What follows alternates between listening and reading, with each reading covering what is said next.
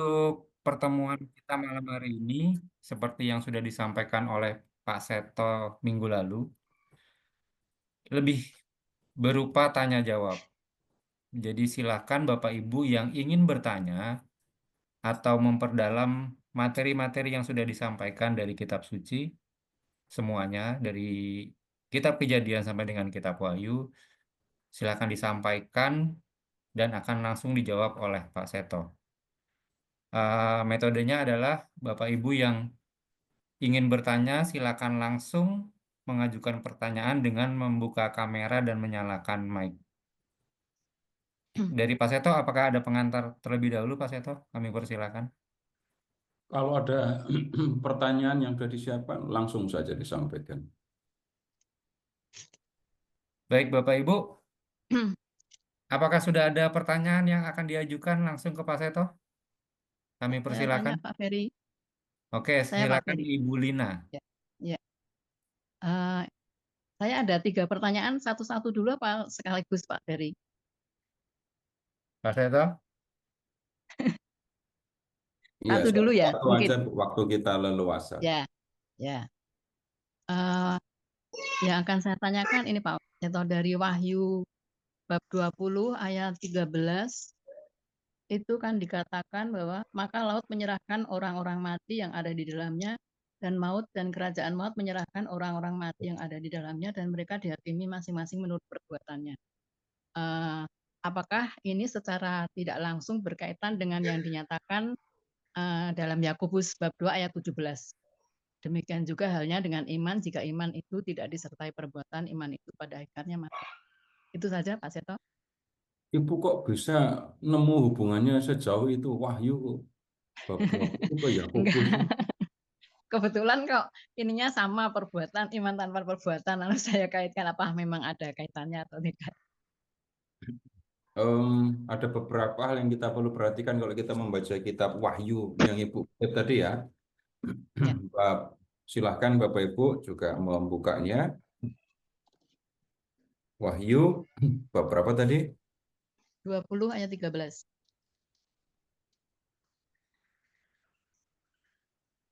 Bab 20. Ayat 13. Ya, bacanya kan nggak boleh dari ayat 13, Bu ya. Ya. Ya,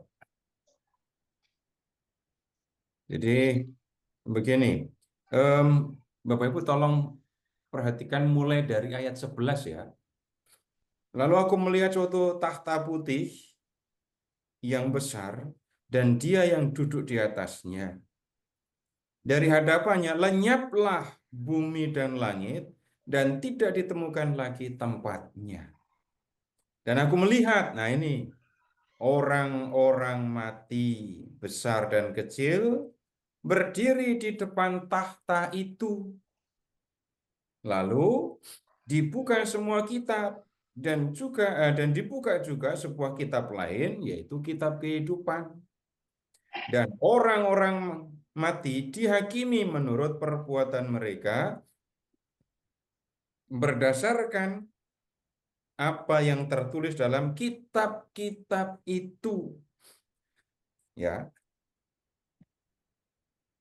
Dan ini laut menyerahkan orang-orang mati yang ada di dalamnya dan maut dan kerajaan maut menyerahkan orang-orang mati yang ada di dalamnya dan mereka dihakimi masing-masing menurut perbuatannya.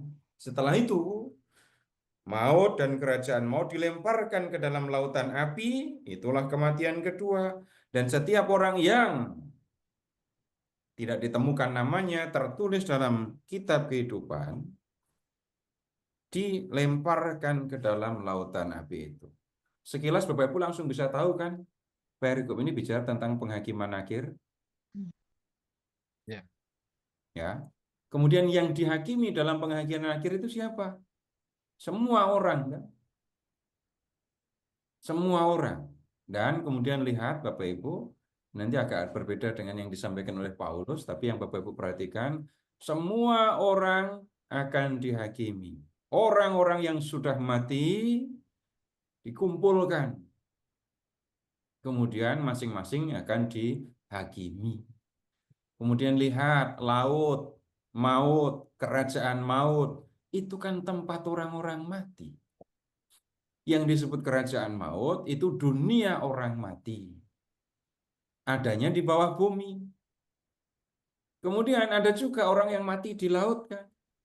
Nah, semua orang yang mati mau di darat mau di laut semua akan dikumpulkan untuk dihakimi.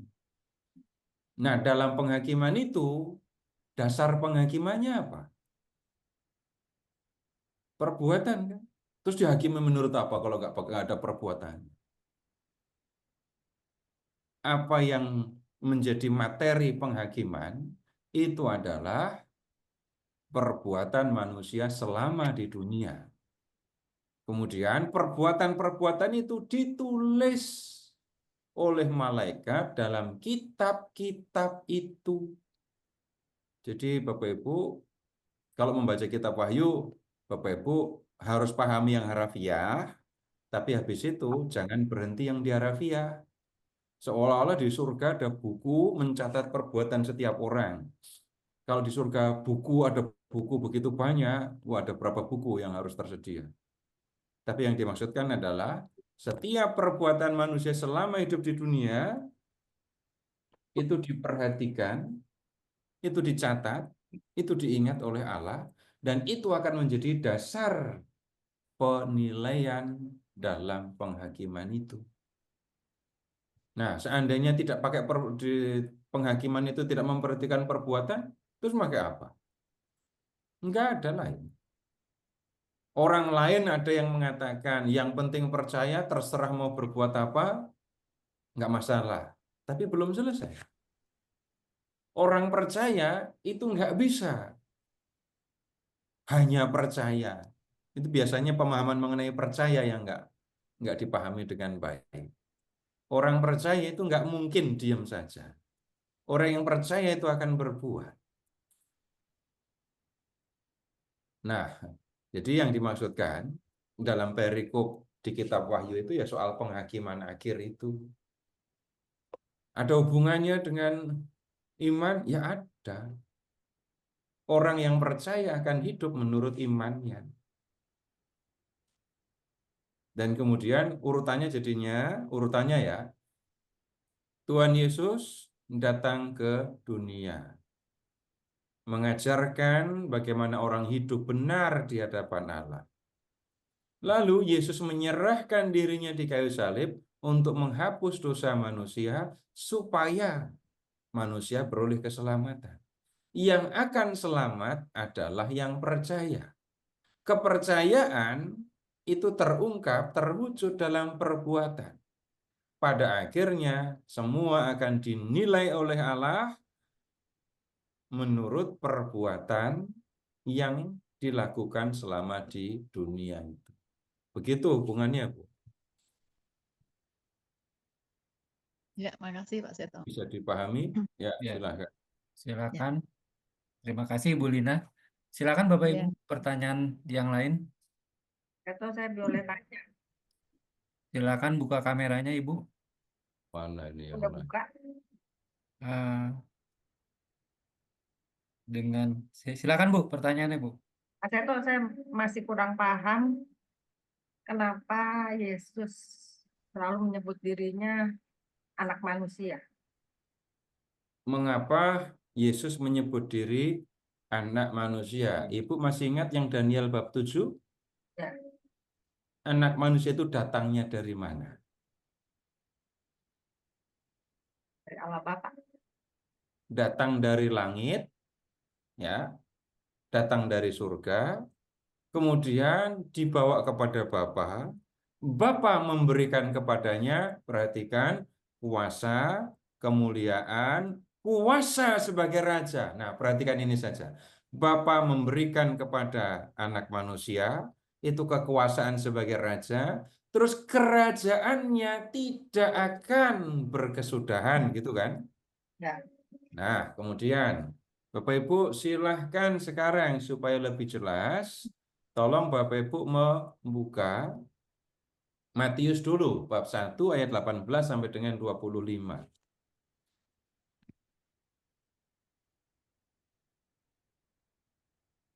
Matius bab 1, 18 sampai dengan 25.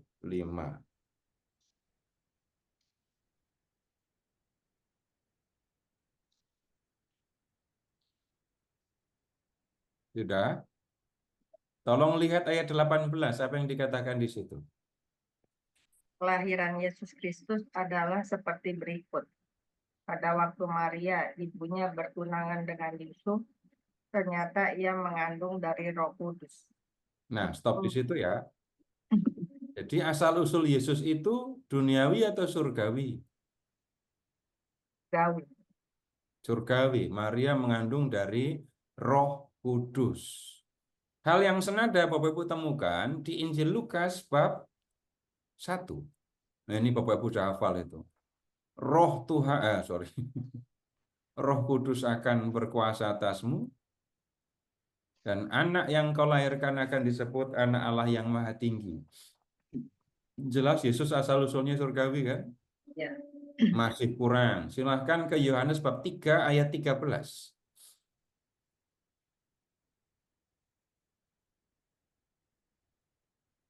Bab 3 ayat 13.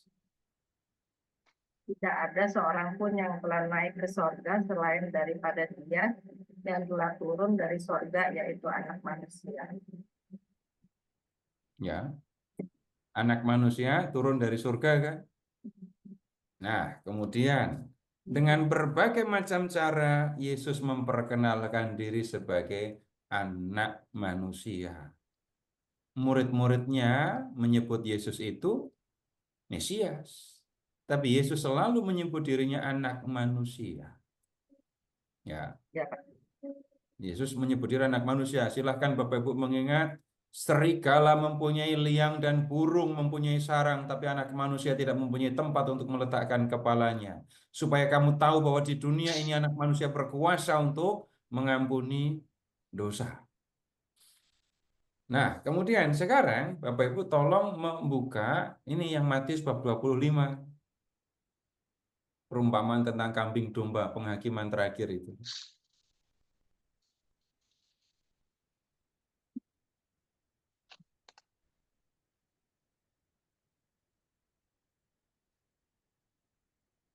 Matius 25 ya.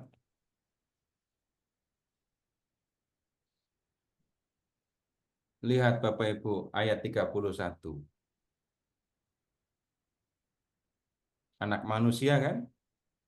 Ya, ya, Ya. Pak. Kemudian lihat ke ayat 34 itu.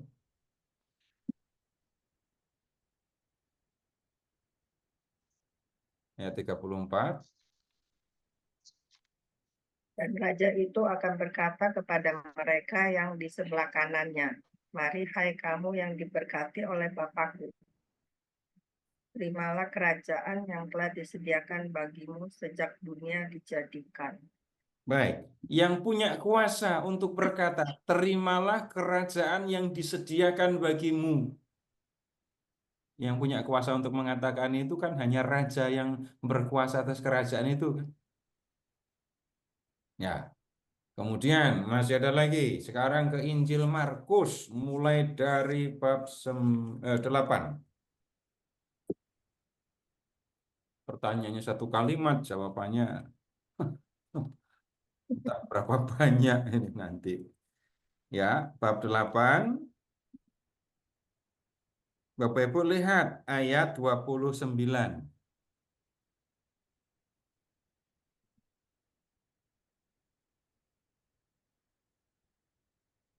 Ia bertanya kepada mereka, tetapi apa katamu, siapakah aku ini? Maka jawab Petrus, engkau adalah Mesias. Ya, Petrus dan lain-lain menyebut Yesus itu Mesias. Itu tadi yang saya sebut ya. Tapi lihat ayat 31. Ini yang tolong diperhatikan untuk kalau Ibu bertanya tentang bukti bahwa Yesus itu adalah anak manusia ya. Kemudian mulailah Yesus mengajarkan bahwa kepada mereka bahwa anak manusia satu menanggung banyak penderitaan dan ditolak oleh tua-tua, imam kepala dan ahli Taurat, lalu dibunuh. Dua, bangkit sesudah 3 hari. Kemudian berikutnya silahkan ke bab 9 ayat 31. Anak manusia akan diserahkan ke dalam tangan manusia, mereka akan membunuh dia. Sama kan tadi? Itu yang pertama. Yang kedua, dan 3 hari sesudah ia dibunuh, ia akan bangkit. Berikutnya, bab 10 ayat 33. 10:33. Sekarang kita pergi ke Yerusalem. Dan anak manusia, satu, akan diserahkan kepada imam-imam kepala ahli Taurat, dan mereka akan menjatuhi dia hukuman mati. Satu ini ya. Kemudian, masih satu, mereka akan menyerahkan dia kepada bangsa-bangsa yang tidak mengenal Allah. Ia akan diolok-olokkan, diludahi, disesat, dan dibunuh. Baru ini yang kedua. Sesudah 3 hari, ia akan bangkit. Yesus mengatakan, sebagai anak manusia, aku akan dibunuh, tapi aku akan bangkit. Dan terjadi kan, Yesus dibunuh di kayu salib, tapi kemudian Yesus bangkit. Ah, sudah jelas atau belum, Bu? Kalau Ya, jelas, silakan. jelas Pak, terima kasih. Iya, Bu. Mari. Selanjutnya Bapak Ibu, Pak Ferry, saya bisa tanya Pak Ferry. boleh silakan. Ya, terima kasih. Pak Seto, saya mau tanya Lukas. Lukas 23 ayat 43. Saya bacakan. Kata Yesus kepadanya, aku berkata kepadamu, sesungguhnya hari ini juga engkau akan ada bersama-sama dengan aku di dalam Firdaus. Nah, pertanyaan saya, mohon penjelasan tentang pengampunan dan penghapusan dosa secara total yang diberikan oleh Tuhan Yesus kepada penjahat yang menyesal pada saat-saat terakhir hidupnya. Jadi kalau seperti ini, apakah masih berlaku penghakiman itu? Terima kasih. Tunggu. Bapak memasang pengampunan dosa ke dalam teks, atau Bapak mau mendengarkan teksnya bilang apa? Ini kan pada saat ini juga engkau akan masuk ke Firdaus, berarti kan diampuni ya dosanya. Nah, itu yang saya maksudkan. Iya. Bapak langsung geser itu ke pengampunan kan? Nah, Apakah tanpa pengampunan bisa masuk ke surga gitu? enggak, tetap saja saya akan mengatakan, Bapak akan memasukkan unsur pengampunan di dalam teks, Iya, atau Bapak mau mendengarkan teksnya sebenarnya mau mengajarkan apa?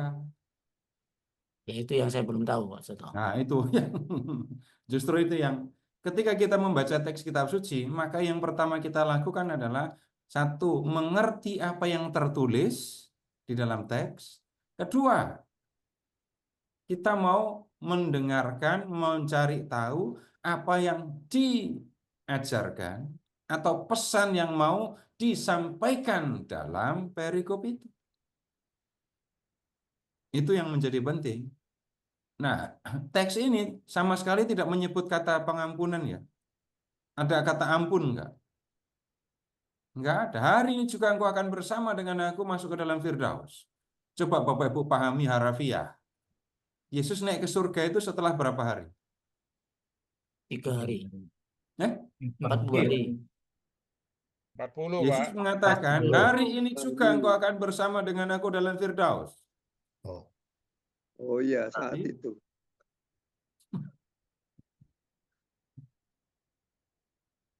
itu aja sudah bikin menjadi pertanyaan kan?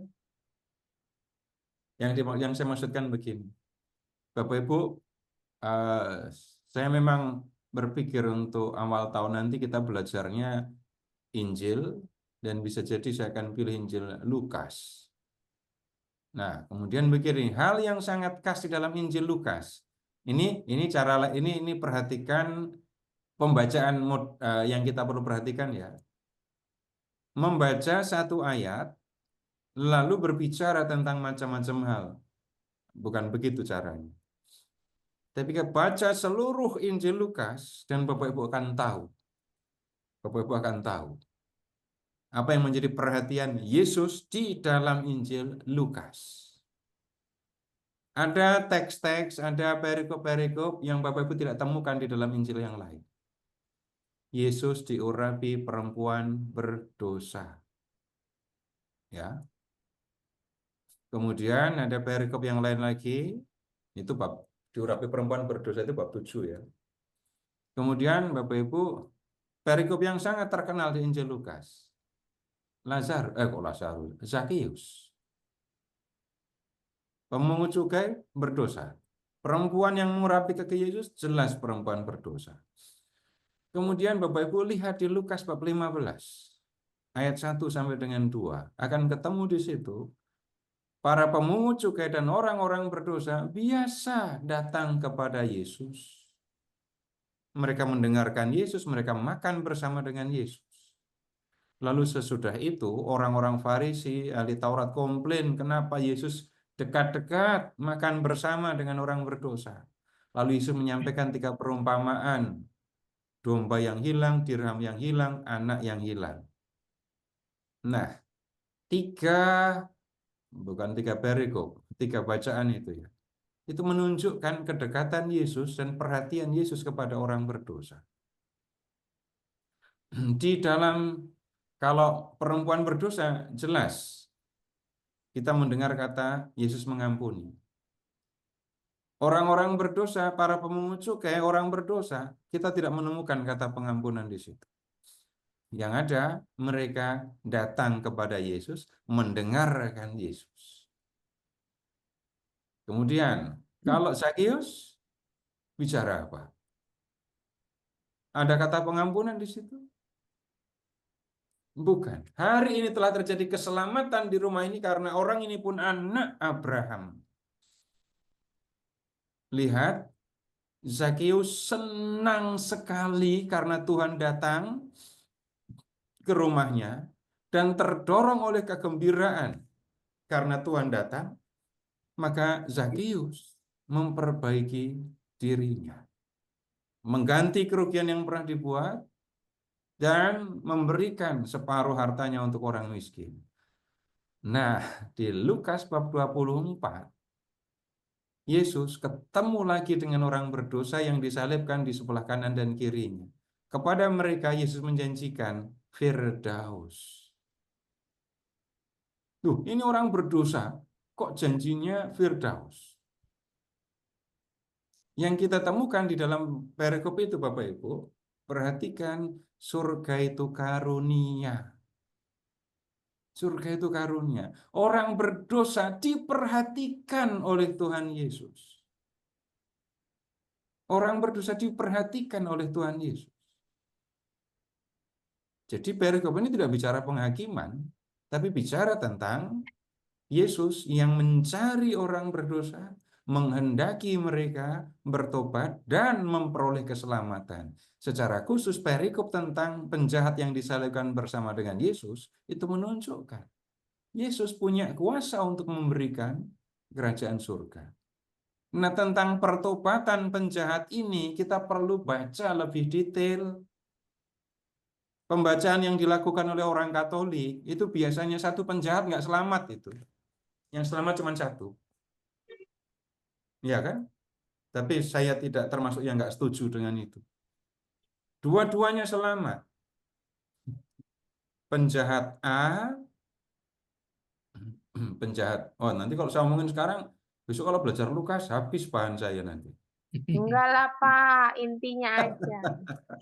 Coba dibuka sekarang. Injil Lukas bab 23. 4, Pak. 24. 23. 23. 23. Lukas 23 tadi. Iya, ayat 33. 40, Pak. Ayat 39. Ya. Harus menyimak semua ya. Karena nggak bisa diangan-angan saja. Sudah ketemu? Sudah. 39 ya. Ya. Seorang dari penjahat yang digantung itu menghujat dia. Katanya, bukankah engkau adalah Kristus? Selamatkanlah dirimu dan kami. Sebut saja ini penjahat A ya.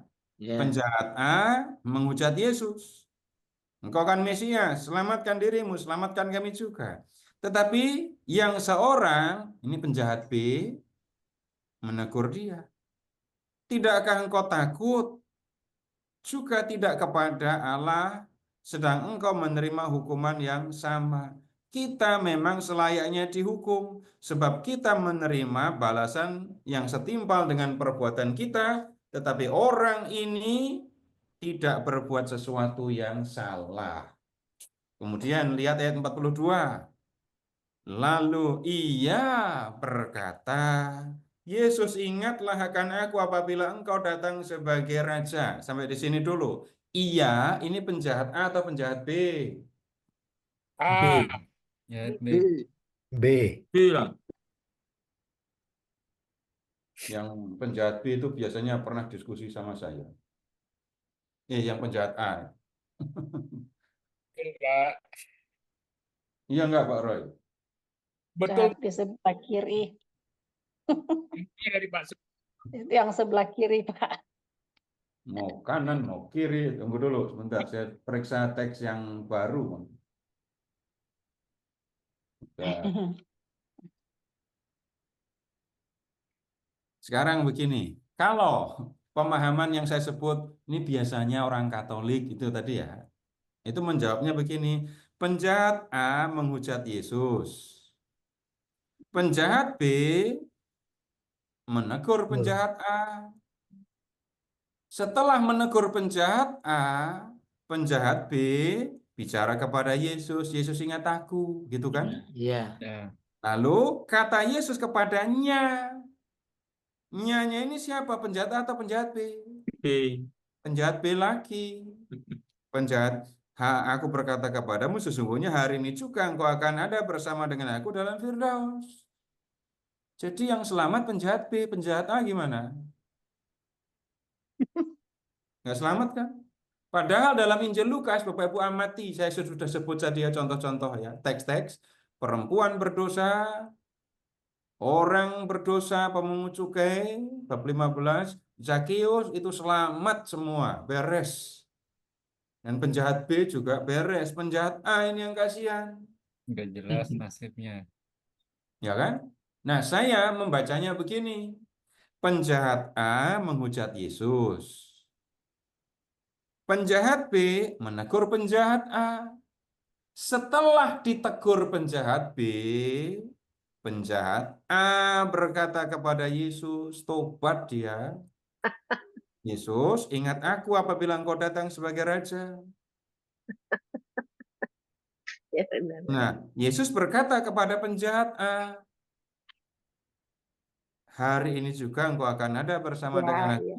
di dalam Firdaus. Hmm. Selamat semua kalau begini. Bisa gitu dipahaminya, Pak. Kenapa? Bisa begitu pemahamannya ya, Pak. Jelas bisa. Bapak Ibu mau pakai penjelasan yang mana? Gramatika?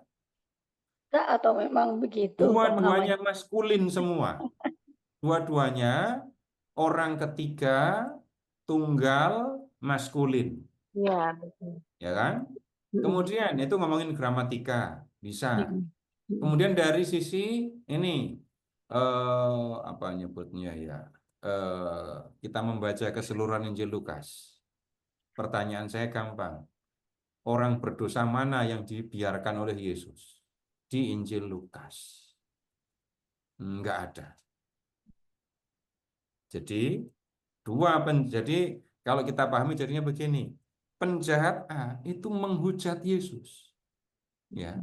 Penjahat B temannya menegur dia, tegurannya perhatikan tegurannya. Tidakkah engkau takut juga tidak kepada Allah, sedang engkau menerima hukuman yang sama. Kita memang selayaknya dihukum.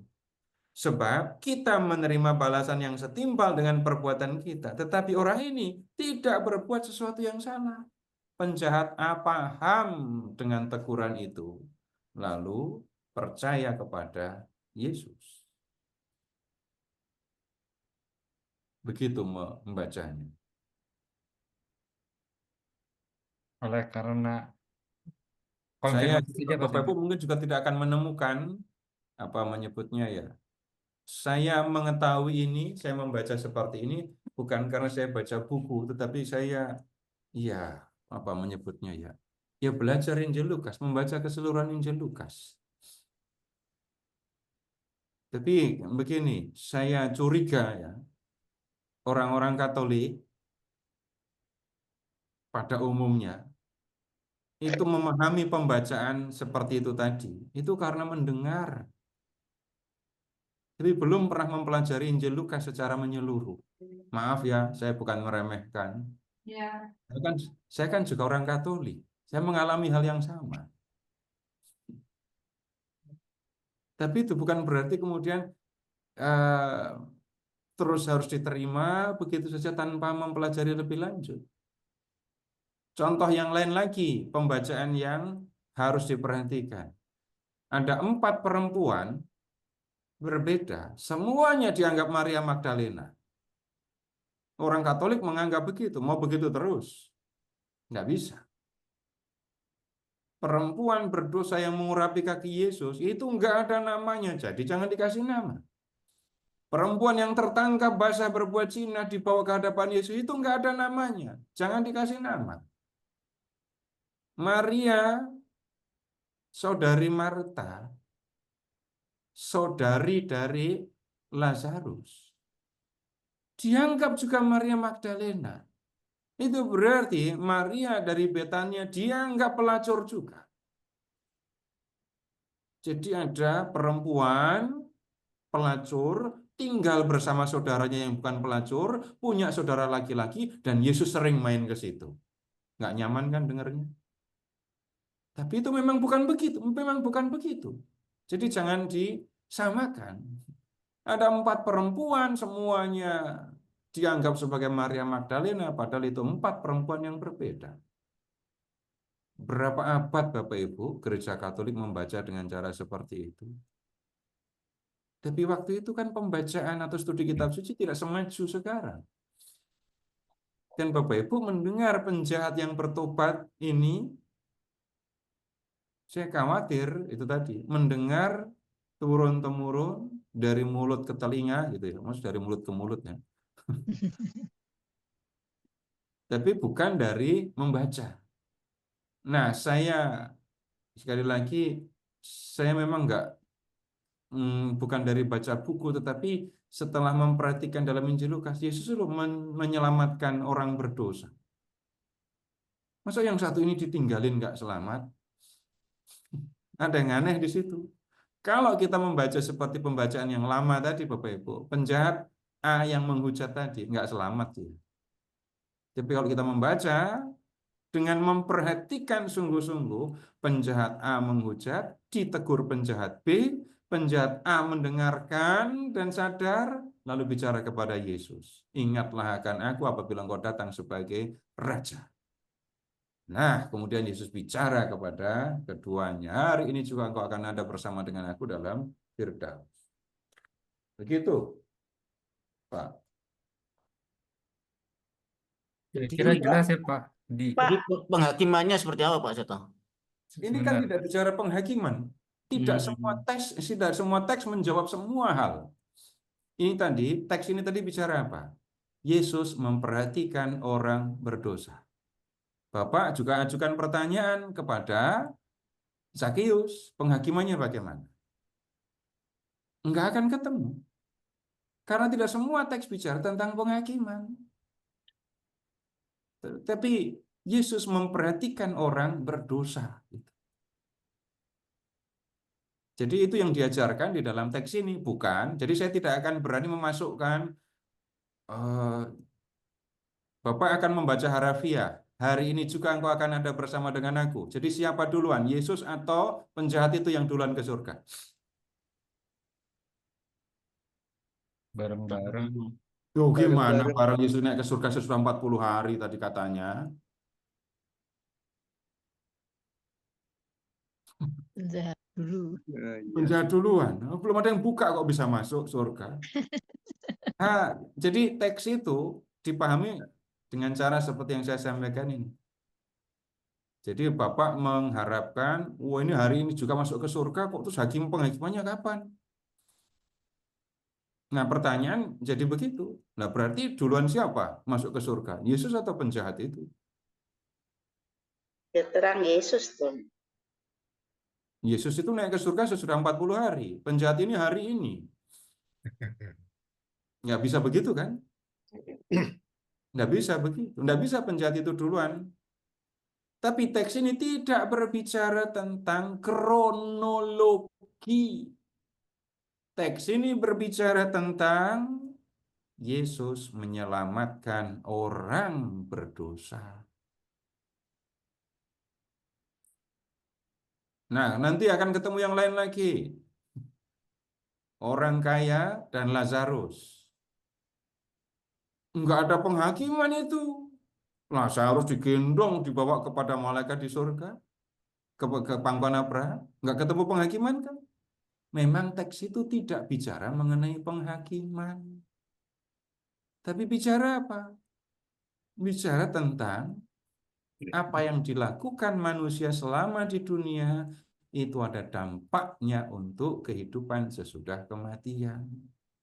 Begitu, Pak. Baik, Pak. Terima kasih. Pak, Pak Ferry, sekarang Izin Pak Ferry dulu kalau mau ya tanya. Pak Ferry. Oh, siapa dulu? Mau tanya Pak Ferry? Boleh, Ibu Neni dulu. Ya, Silakan Bu baik. Neni. Pak Seto, di Wahyu bab 20 ayat 5, tetapi orang-orang mati yang lain tidak bangkit sebelum berakhir masa yang 1000 tahun itu. Inilah kebangkitan pertama.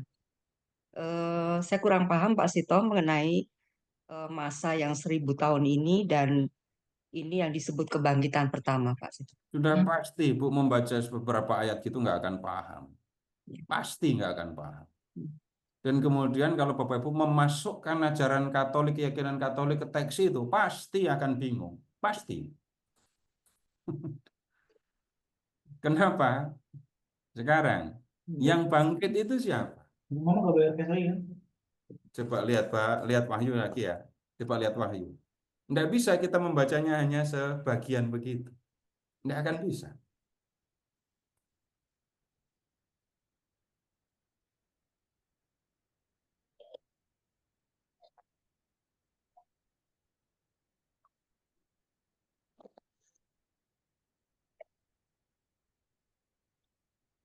Ini ceritanya, Bapak Ibu kalau mau baca, harus dari bab 19 ayat 11. Lalu berakhir di bab 20 ayat 15. Baru kita akan bisa melihat dengan jelas begitu.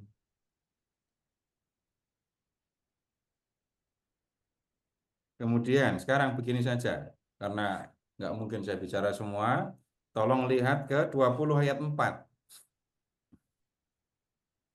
Lalu aku melihat tahta-tahta dan orang-orang yang duduk di atasnya.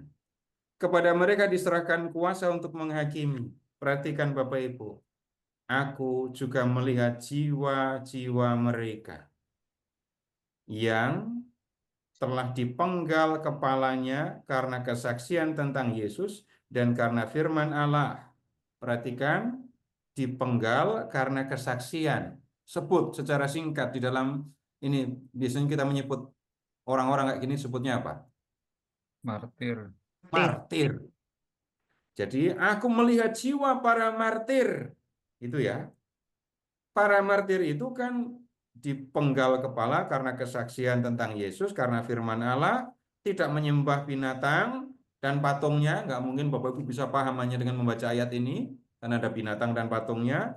Tidak menerima tanda pada dahi dan tangan, terus mereka hidup kembali. Ya. Dan mereka hidup kembali dan memerintah sebagai raja bersama dengan Kristus untuk masa 1000 tahun. Jadi, yang hidup lagi dan memerintah bersama Kristus itu siapa? ya martir. Martir. Jadi yang bangkit lalu memerintah bersama Yesus itu para martir. Memerintah selama 1000 tahun. Jangan tanya dari tahun berapa tahun sampai tahun berapa. Di surga nggak ada kronologi kayak gitu. Ya. Kemudian ayat 5, tetapi orang-orang mati yang lain. Siapa orang mati yang lain? Siapa Nggak orang tahu. mati yang lain itu? Gampang kan? Yang bukan martir kan? Yang bukan martir tidak akan bangkit sebelum berakhir masa 1000 tahun. Ini nggak ada di ajaran Katolik. Makanya kalau Bapak Ibu berusaha memasukkan ajaran Katolik ke sini pasti bingung. Ya. Nah, bayangkan para martir bangkit terus jadi raja bersama Yesus. 1000 tahun ya. Yang mati tapi bukan martir nggak bangkit. Kebangkitan pertama. Kebangkitan pertama itu yang mana? Kebangkitan para martir. Nah, kemudian berikutnya ayat 7. Setelah masa 1000 tahun itu berakhir, iblis dilepaskan. Iblis dilepaskan. Ini Bapak Ibu nggak akan bisa mengerti kalau nggak membaca teks sebelum. Itu tadi yang saya maksudkan. Jadi nanti kalau saya ngomongin ini sejam sendiri.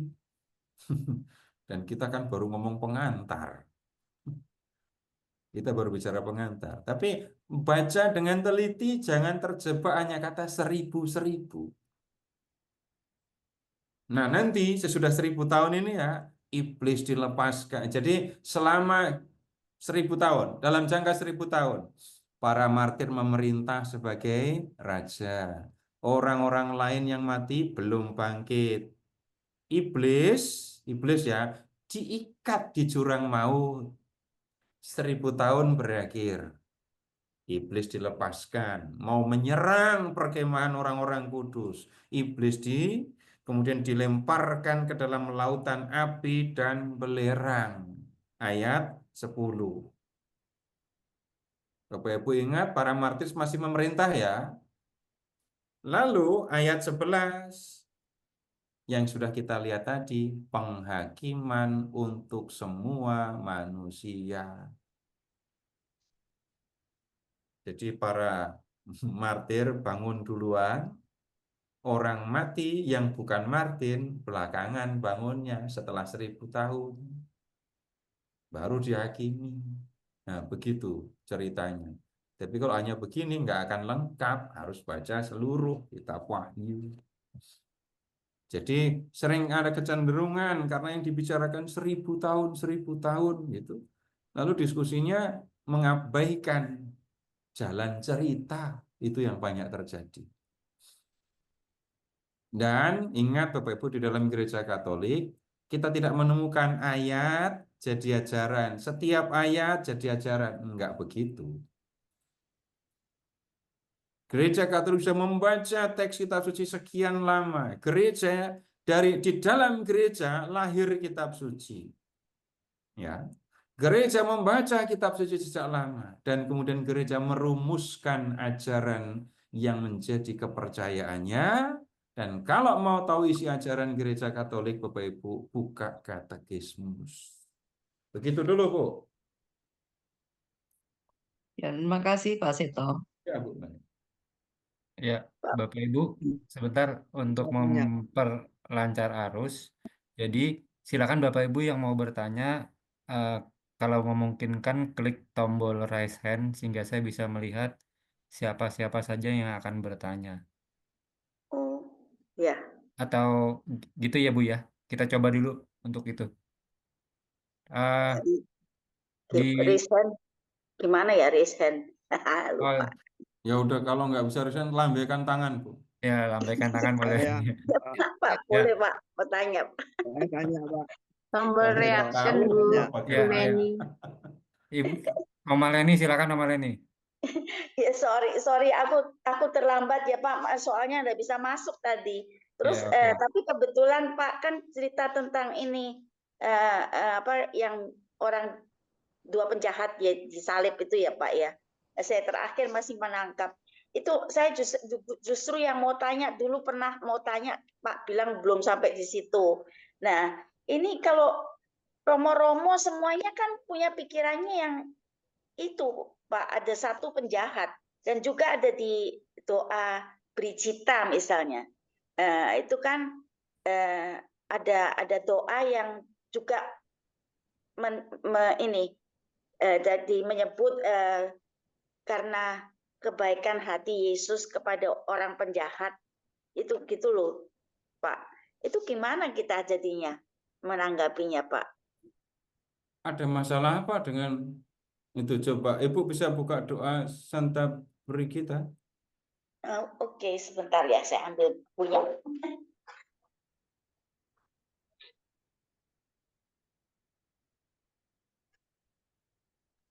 Ini Pak, sebentar di doa nomor. Aduh.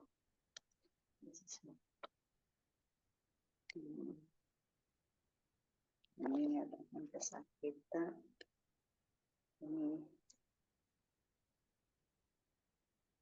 Nah ini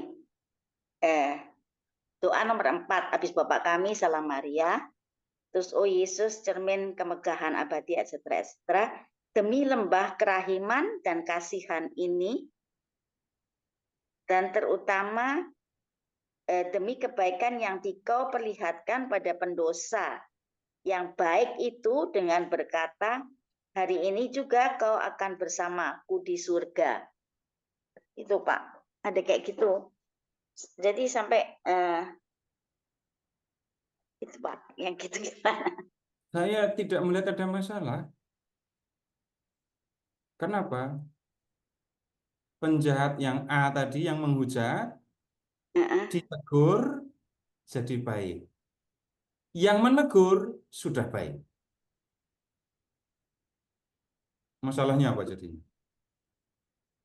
Dan tidak pernah, dan doa itu jadinya nggak menyebut satu penjahat masuk neraka gitu kan?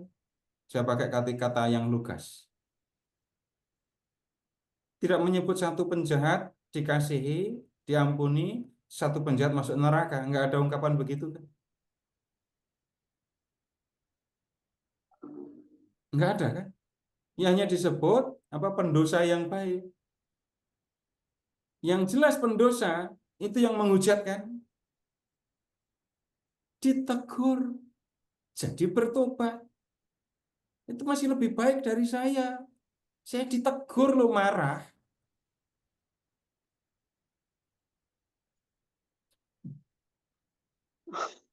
Orang itu loh ditegur langsung ngaku, Yesus ingat aku sih ketika bilang kau datang sebagai raja gitu kan. Ya lebih baik dari saya. Penjahat yang baik itu, yang menegur temannya itu nggak perlu ditegur. Saya sudah dia mengikuti. Nah, keduanya ya mengikuti proses pengadilan Yesus sampai penyaliban Yesus. Penjahat yang A berarti mendengarkan ejekan-ejekan terhadap Yesus dan ikut ngejek. Penjahat B diem saja melihat Yesus dan percaya Yesus bukan orang jahat. Karena itulah dia bisa menegur temannya. Dan temannya yang ditegur tobat. Saya tidak melihat ada masalah dengan doa Santa Brigita, pendosa yang baik gitu kan. Terus kalau yang romo-romo yang masih punya pikiran kayak gitu gimana tuh Pak? Ya enggak apa-apa. Ibu punya tanggung jawab apa untuk ngajarin Romo? Enggak punya kan? Enggak, tapi kan romo kan ngomongnya gitu terus sama orang Pak. Enggak tuh. Saya sebut. Bahkan minta maaf saya nggak ngeremehin siapapun ya. Tapi Bapak Ibu yang ini tolong Bapak Ibu periksa apakah Bapak Ibu pernah mendengar keterangan ini. Tapi di Injil Yohanes. Injil Yohanes ya, bab 13.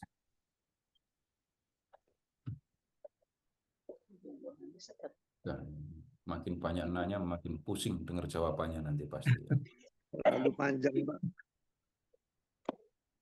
Yohanes bab 13. 13. Luar biasa.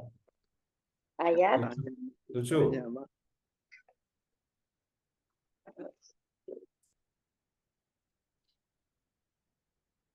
ya. Apa yang dikatakan di situ? Jawab Yesus kepadanya, apa yang kuperbuat engkau tidak tahu sekarang, tetapi engkau akan memahaminya kelak. Kelak ya. Perhatikan kata kelak. Kelak itu kapan? Kalau kita udah mati, Nanti.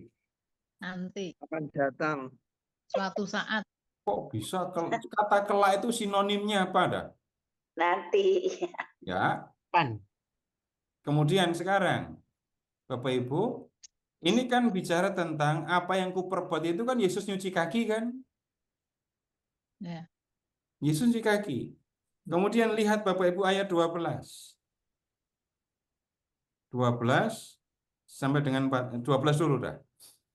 Sesudah ia membasuh kaki mereka, ia mengenakan pakaiannya dan kembali ke tempatnya. Lalu ia berkata kepada mereka, mengertikah kamu apa yang telah kuperbuat kepadamu? Terus ayat 13. Kamu menyebut aku guru dan Tuhan, dan katamu itu tepat. Sebab memang akulah guru dan Tuhan. Jadi, jika aku membasuh kakimu, aku yang adalah Tuhan dan gurumu, maka kamu pun wajib saling membasuh kaki. Sebab aku memberi teladan kepadamu, supaya kamu berbuat sama seperti yang telah kuperbuat kepadamu. Itu penjelasan tentang makna pembasuhan kaki kan? Berarti Iya, para Pak. murid sudah ngerti atau belum? Ngerti Kenapa? atau belum? Hah? Sudah ngerti setelah dijelaskan. Sudah ngerti, udah dijelaskan begitu kok. Malam itu juga Yesus jelasin kan. Habis cuci kaki, Yesus memberi penjelasan. Iya kan? Ini dengerinnya harus detail, nggak bisa lompat-lompat ini ya. Ayat 12, ngerti nggak kamu tentang apa yang aku perbuat? Yesus nggak nunggu jawaban. Yesus langsung memberikan penjelasan makna pembasuhan kaki. Aku Tuhan gurumu, mau basuh kakimu. Jadi kamu juga harus saling membasuh kaki. Para murid ngerti nggak makna pembasuhan kaki? Pelayan, menjadi pelayan. Melayani. Iya, ngerti apa? Enggak, saya tidak nanya Bapak Ibu artinya apa. Ngerti. Ngerti setelah Jadinya ngerti. diturunkan. Iya, Yesus jelasin kok. Iya. Jelasin, Pak. Yesus Tolong jelasin. dijelasin. Sekarang Bapak Ibu ingat-ingat ya, penjelasan tentang makna pembasuhan kaki itu kan yang ayat 13 sampai dengan 15 kan, yang selama ini Bapak Ibu dengerin Iya. dari siapapun. Saling membasuh kaki kan? Iya. Iya nggak boleh nih. Iya, Pak. Coba sekarang balik ke ayat 7. Kelak. Yesus ngapain ngomong kelak, katanya kelak. Tadi habis itu langsung dijelasin. Kelak setelah selesai membasuh kaki semua murid. Masa ini habis makan, ini ya, sekarang makan ya. Kelak setelah selesai makan, aku akan cuci tangan. Nggak akan ngomong begitu, Bu. Yang saya maksudkan begini. Pembasuhan kaki itu punya dua makna. Pemakna yang pertama itu yang ayat 13 sampai 15 yang sering kali dijadikan bahan homili. Ya, yang sering dijadikan bahan renungan. Makna yang kedua ini yang nggak pernah diomongkan. Apa itu? Lihat, jika aku tidak membasuh engkau, engkau tidak mendapat bagian dalam aku. Ayo, ini sering dijadikan diskusi apa enggak? Nggak pernah. Nggak pernah. Terus ibu nggak nanya, Romo kenapa kok nggak pernah jelasin ini gitu?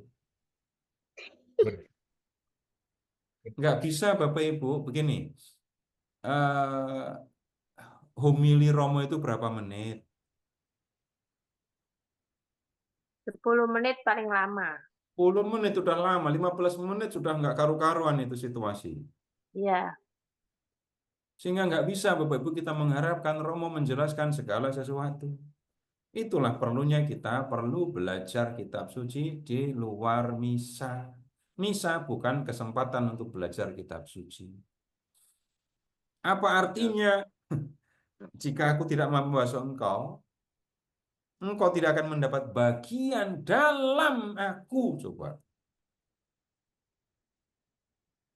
Membasuh, wong cuman dicuci kaki aja kok bisa mendapat bagian di dalam kerajaan surga. Kalau begitu pembasuhan kaki itu jadi lambang penghapusan dosa. Itu nggak pernah diomongkan, itu nggak pernah didiskusikan. Itu saya hanya ngambil contoh, Bapak Ibu tidak bisa mengharapkan penjelasan segala sesuatu mengenai isi kitab suci hanya dengan homili. Yang dijadiin bahan homili Kamis Putih ya ayat 13 sampai 15 ini. Ayat 8 nggak diomongin. Jadi nggak usah ngomong negatif tentang Romo, tapi tekunlah belajar kitab suci. Itu pesannya gitu Bu jadinya. Ya begitu Pak Bu. Iya. Oke, Belajar Terima kitab kasih Pak. suci dengan Terima Pak kasih Seto. Pak Ferry. ya, Pak Seto dari tadi ini ada Pak Tuntum atau Bu Tanya Tuntum Pak. Ya ini Pak saya Tuntum, Pak silakan. Tuntum ya silakan sudah resen dari tadi sebentar Albert. yang lain. Selamat malam Pak Seto. Ya, selamat malam Pak. Pak Seto, saya itu mau tanya mengenai 2 Tawarik 28 Pak. Sekarang Babnya bisa pindah ke 2 Tawarik coba.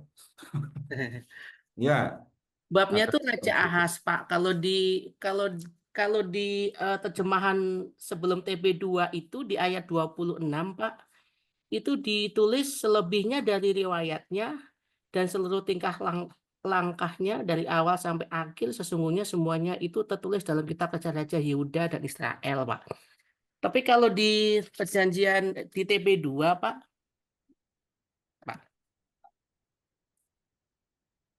di TB2 itu ayat 26-nya, Pak, selebihnya dari riwayat Ahas itu pakai Z, Pak. Bukan pakai S. Dan seluruhnya langkah hidupnya dari awal sampai akhir sesungguhnya semuanya itu tertulis dari kitab Raja-Raja Yehuda dan Israel. Jadi pertanyaannya Pak, kalau dari awal itu babnya itu bab Ahas pakai S, tapi di ayat 26 itu Ahas pakai Z. Itu apakah orangnya sama atau memang orang yang sama ditulis dengan alfabet beda, tapi memang orangnya sama Pak, Ahas itu Pak. Terima kasih Pak. Kalau seluruh bab 28 ya, ini nggak mungkin menyebut orang yang lain. Iya Pak, Ahas tapi ya Ahas. di TB2 itu pakai Z ya Pak. Iya. Tapi coba baca dari ayat bab 28 ayat 1. Iya. 28 ayat 1. Ahas kan? Iya Pak. Kemudian berikutnya, iya di Alkitab saya sudah ada tandanya.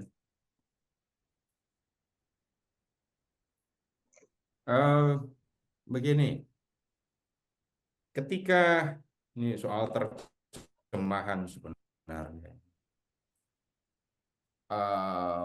pengindonesiaan, penulisan huruf-huruf, kata-kata, nama-nama dari bahasa asing.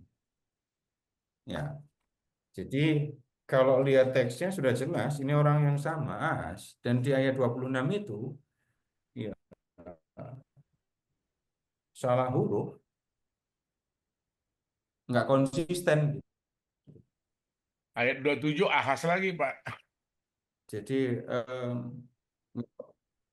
ya, 27 Ahas lagi itu. Ada yang nggak konsisten, begitu saja. 27 udah Ahas lagi kan.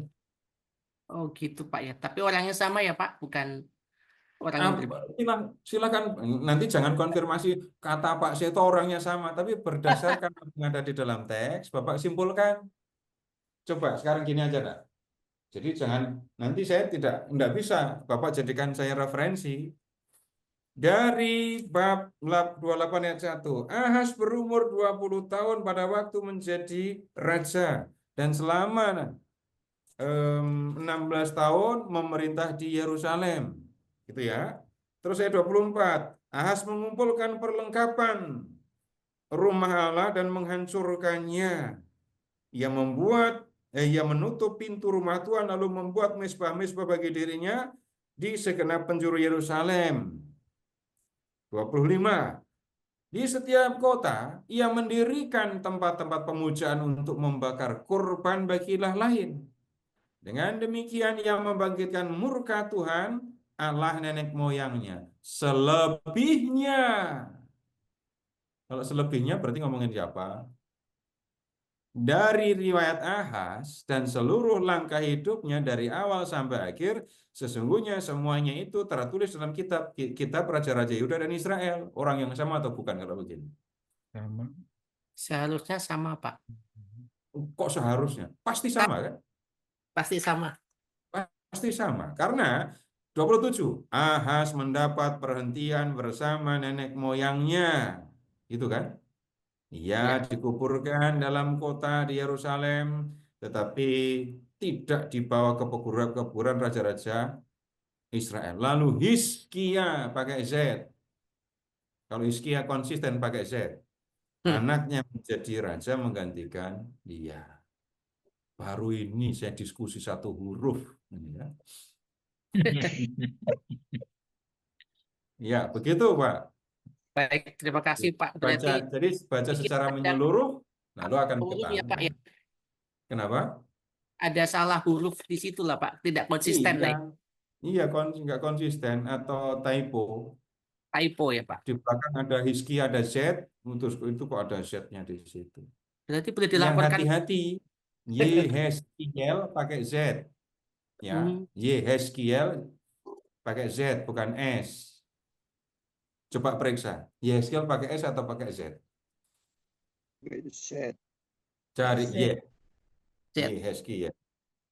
Hizkia. Pakai Z. Hizkia. Ini huruf yang jarang kita pakai. Jadi kita nggak gitu sensitif ya. Tergiliran ada pakai Z, malah pas dialek diganti J. Begitu Pak. Baik, terima kasih Pak. Ya, baik, sama-sama. Pak, saya tanya Pak. Angkat tangannya mungkin Bapak Ibu. Angkat tangan dulu. Oh, Pak Albert Raharjo. Silakan Pak. Ya, selamat malam Pak Seto. Ya, Pak, Yang saya tanyakan itu di dalam syahadat para rasul ya, setelah Yesus wafat dimakamkan, dia turun ke tempat penantian. Tempat penantian ini apakah sama dengan tempat ini apa itu namanya? Purgatorium. Seperti Sheol gitu. Jadi apa itu namanya, tempat perhentian orang-orang yang sudah meninggal, baik itu orang jahat maupun orang yang baik ya. Kemudian yang juga saya tanyakan ini, tujuannya Yesus untuk ke tempat penantian itu untuk apa, Pak? Ya, jawaban untuk yang pertama Bapak sudah jawab sendiri. Tempat penantian itu adalah tempat orang mati sebelum Tuhan Yesus membuka surga gitu ya, yang gampang ya. Itu yang pertama jawabannya itu. Tapi di dalam gereja Katolik disebutnya tempat penantian kan ya. Perhatikan penggunaan kita. Tempat penantian berarti tempat untuk menantikan. Menantikan. Ya. Ya itu kalau di dalam gereja Katolik menjadi tempat penantian. Jadi nggak bisa menyamakan tempat penantian itu dengan purgatori. Dua hal yang berbeda. Ya. Jadi tapi ada yang mengatakan, ya boleh saya ada yang mengatakan setelah nanti itu ke penantian itu ya, itu terus penantian itu sudah tidak ada dan sebagai gantinya purgatorium. Apa benar? Itu perkara penantian sudah tidak ada lagi, benar. Tapi kemudian diganti dengan purgatorium, itu saya nggak yakin itu benar. Ya. Kalau itu yang dipikirkan, berarti itu yang seringkali membuat orang Katolik berpikir, semua orang mati, kalau Katolik, ke purgatorium dulu. Nah, yang mengatakan itu siapa? Itu yang saya nggak ngerti malahan. Karena di dalam gereja, di dalam katekismus, Itu kemungkinan yang kedua, kemungkinan yang pertama itu langsung ke surga. Ya. Jadi sesudah Yesus, ya pakai kata yang lugas, membuka surga, tempat penantian sudah nggak diperlukan lagi, nggak ada lagi. Sesudah itu orang kalau mati pilihannya surga. Jadi kalau Allah menghendaki orang itu masuk surga, surga udah beres. Kalau Tuhan masih melihat orang ini perlu disucikan, yaitu purgatori. Kalau menolak Tuhan, ya jangan harap ke rumah Tuhan. Itu neraka. Nah, kemudian ngapain Yesus ke tempat penantian itu? Silahkan membuka surat Petrus. Petrus 1 Petrus.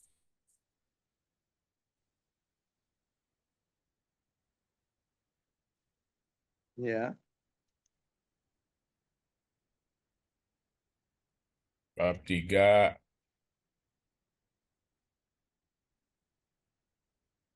Ayat berapa Pak Roy?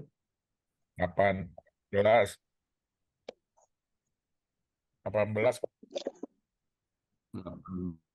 sampai 19, Pak. ya, 20. 11 sampai dengan 20. Jawabannya ada di situ. 1 Petrus 3 Bab bab 18 sampai 20 ya, Pak. 18, 20. Iya.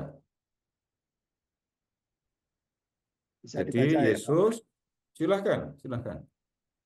Sebab kamu tahu bahwa kamu telah ditebus dari cara hidupmu yang sia-sia, yang kamu warisi dari nenek moyang. Betul. Itu Itu bab bukan 1, Pak. dengan barang. Itu bab 1, Pak. Ini bab 3, Yang Pak. berapa, Pak? Bab Ya. 3. 1 Petrus bab 3, Pak. Yang Bapak baca bab 1. Bab 3. Ya, Iya, ayat iya, 18 dan 19. 18, 20. 18. Oh, ya. 18. Ya. Sebab juga Kristus telah mati sekali untuk segala dosa kita. Ia yang benar untuk orang-orang yang tidak benar, supaya ia membawa kita kepada Allah. Ya. Ia yang telah dibunuh dalam keadaannya sebagai manusia, tapi yang telah dibangkitkan menurut roh. Dan di dalam roh itu juga ia pergi memberitakan Injil kepada roh-roh yang di dalam penjara, yaitu kepada roh-roh mereka yang dahulu pada waktu Nuh tidak taat kepada Allah, ketika Allah tetap menanti dengan sabar waktu Nuh sedang mempersiapkan baterainya, di mana hanya sedikit, yaitu 8 orang yang diselamatkan oleh air bah itu. Jadi Yesus turun ke penantian, di sini disebutkan turun ke penjara, ngapain? Memberitakan Injil. Bukan bawa kitab, 4 kitab, bukan. Membawa kabar baik. Orang yang benar akan selamat, yang perlu disucikan ya disucikan, yang menolak Tuhan ya jangan harap ketemu Tuhan. Jawabannya ada di situ. Jadi saya nggak mungkin menjawab dengan asumsi atau pemikiran sendiri, tapi ya ini sumbernya ada di sini, dasarnya ada di sini. Kalau mau pakai bahasa Lukas, Yesus datang ke dalam penjara ke dunia orang mati itu ngapain? Ngabarin surga udah dibuka gitu. Kamu akan berhenti di sini, kamu akan dibawa ke surga. Itu kabar baiknya atau Injilnya. Atau dosa-dosamu sudah diampuni, maka siap-siaplah kamu terima hidup surga. Begitu, Pak. Ya, terima kasih, Pak. Ya, mari silakan. Selanjutnya Pak Seto ada Pak Indrawan Chandra. Silakan dinyalakan kameranya Pak. Ya, baik. Terima kasih Pak Selamat Indrawan. malam Pak Seto. Ya, Iya Pak, saya selamat malam. mau tanya tentang 1 Samuel 28. Nah, di situ diceritakan Raja Saul setelah peninggalnya Samuel dia seperti kehilangan arah dan kemudian menggunakan jasa pemanggil arwah dari Samuel. Nah, di sana digambarkan pertanyaan saya, apakah itu betul arwah dari Samuel, Nabi Samuel? Yang kedua, kalau memang betul arwah Nabi Samuel, bagaimana bisa pemanggil arwah memanggil waktu Nabi Samuel berada di mana? Itu apakah sudah di tempat penantian atau gimana? Mungkin bisa dijelaskan lebih lanjut soal hal ini. Terima kasih Pak Seto. Begini, Bapak Ibu yang kita perlu lihat, kita perlu amati, kalau di perjanjian lama, Bapak Ibu jangan cari tempat penantian. Bapak Ibu hanya ketemu dunia orang mati, udah gitu. Yang nyebut tempat penantian itu hanya orang Katolik. Jadi kalau bicara tentang ini orang mati di perjanjian lama, Bapak Ibu akan ketemu mereka ada di dunia orang mati. Untuk bisa mengetahui ini Samuel atau bukan, kita harus tanya sama yang ngelihat. Bukan nanya kepada kita yang nggak ngelihat. Loh iya loh. Membuktikan ini arwah siapa gimana caranya? Arwah nggak ada yang bawa name tag. Maka harus kita lihat. Harus tanya kepada yang ngelihat. Gimana caranya? Sekarang silahkan membuka bab 28 ya, 1 Samuel 28.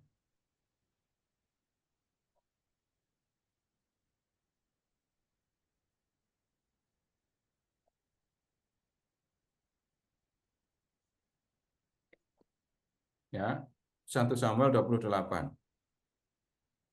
Harusnya baca keseluruhan supaya tahu serunya cerita ini. Tapi lihat ayat 11. Sesudah itu bertanyalah perempuan itu, pemanggil arwah ya. Siapakah yang harus kupanggil supaya muncul kepadamu? Jawabnya, panggillah Samuel supaya muncul kepadaku. Jadi tolong panggilin Samuel gitu ya. Ketika perempuan itu melihat Samuel, ya, berteriaklah ia dengan suara nyaring. Jadi perempuan itu manggil beneran. Dan kalau sampai dia manggil Samuel dan kemudian perempuan itu berteriak, lihat, ini kan tanda perempuan itu memang mengenali itu Samuel. Lalu perempuan itu berkata kepada Saul demikian, mengapa engkau menipu aku? Engkau sendirilah Saul. Tunggu dulu. Begitu perempuan itu melihat yang di hadapannya Samuel adalah Samuel, lalu dia baru nyadar yang nyuruh dia manggil Samuel itu pasti Saul, bukan orang lain. Nah, mengapa engkau menipu aku? Engkau sendirilah Saul. Maka berbicaralah raja kepadanya, jangan takut. Tetapi apakah yang kau lihat? Perempuan itu menjawab, aku melihat sesuatu yang ilahi, perhatikan, muncul dari dalam bumi. Ini keyakinan orang zaman kuno, dunia orang mati ada di bawah bumi, ingat itu kan? Kemudian bertanyalah ia kepada perempuan itu, bagaimana rupanya? Jawabnya, ada seorang tua muncul berselubungkan jubah. Maka tahulah Saul bahwa itulah Samuel. Ya. Maka berlututlah ia dengan mukanya sampai ke tanah. Dan kemudian ayat 15. Sesudah itu berbicaralah Samuel kepada Saul, mengapa engkau mengganggu aku dengan memanggil aku? Muncul. Ini Samuel bicara. Jelas. Nah, ini kalau udah Saul ketemu sama Samuel, sudah bisa. Orang ini mengenali Saul dong. Kata Saul, aku sangat dalam keadaan terjepit. Nah, jadi yang kita lihat, orang mati itu adanya atau tinggalnya ya di dunia orang mati. Kemudian untuk lebih jelas ya, Bapak Ibu sekarang bentar. Tentang kematian Samuel, kalimatnya hanya lugas sekali dan 25 ayat 1, dan matilah Samuel, gitu ngomongnya. Tapi yang saya maksudkan, Bapak Ibu tolong lihat ya, sekarang ke kitab Keluaran. Bapak Ibu tolong buka kitab Keluaran.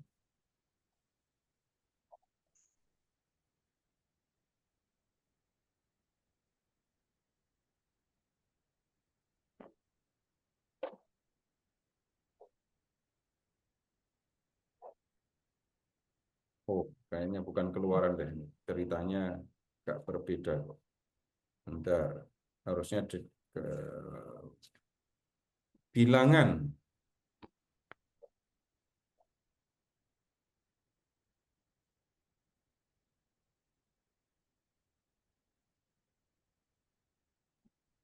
Bilangan bab 16.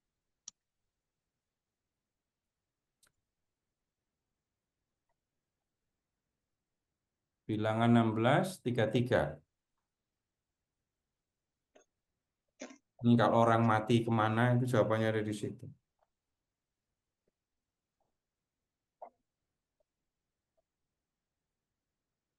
Turun hidup-hidup ke dunia orang mati, dan bumi menutupi mereka.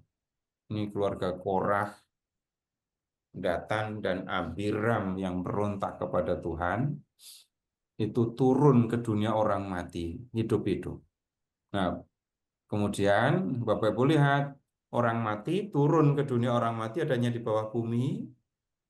Ya, Samuel tadi dipanggil dari dunia orang mati, berarti dari bawah bumi itu. Begitu memahaminya.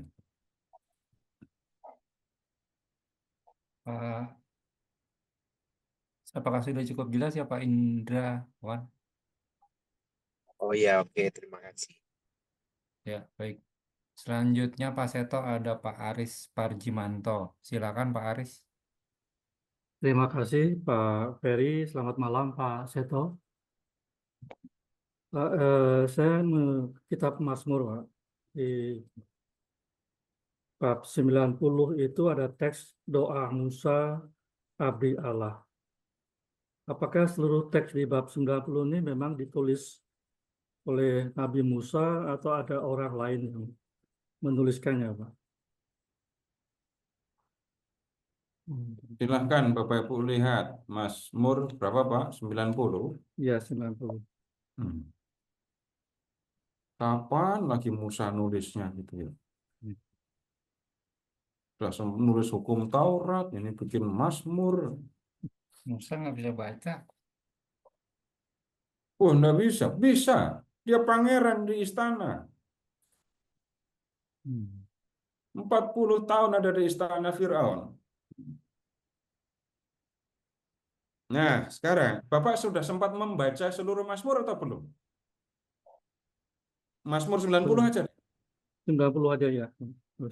Sudah baca belum? Sudah baca belum atau hanya membaca ayat 1 doa Musa gitu? Enggak, seluruh ayatnya Pak. Sudah seluruh Iya. Mazmur. Yang 90 ya Pak ya? 90 maksudnya. Iya, iya, iya. Kemudian berdasarkan pengamatan Bapak, ya,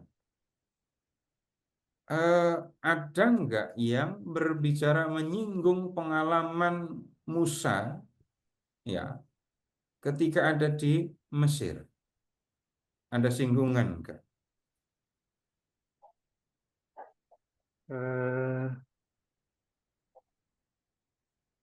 Mungkin waktu yang ayat, kalau saya baca ayat 7 dan 8, berkaitan dengan ketika Allah murka.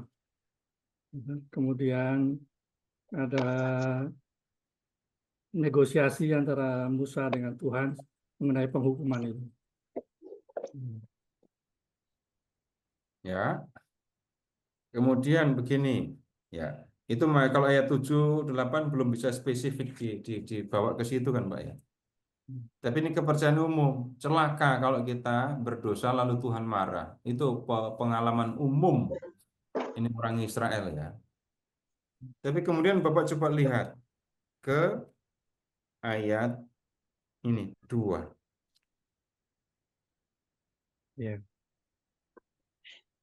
Ayat 2. Sebelum gunung-gunung dilahirkan dan bumi dan dunia diperanakan, bahkan dari selama-lamanya sampai selama-lamanya Engkaulah Allah.